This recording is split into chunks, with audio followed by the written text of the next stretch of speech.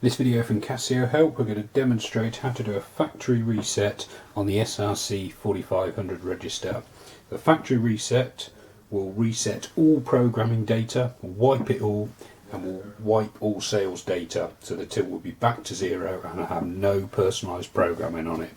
So only proceed if you're happy with that scenario.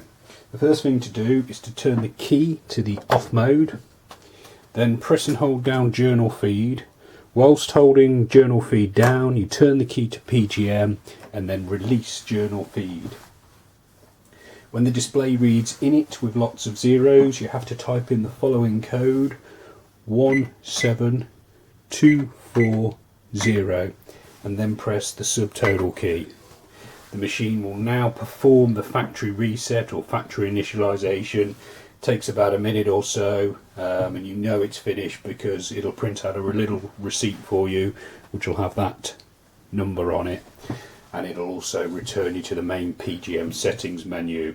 So when the reset is complete, you can then either start reprogramming the machine or turn it off and box it up, depending on what you're planning on doing with it.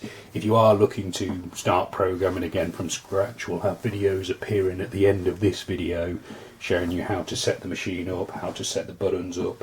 So there's various things you can look out for there.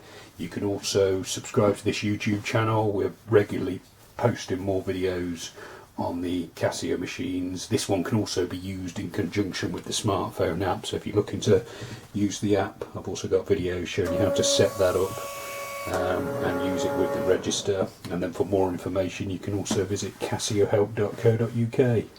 Thanks for watching.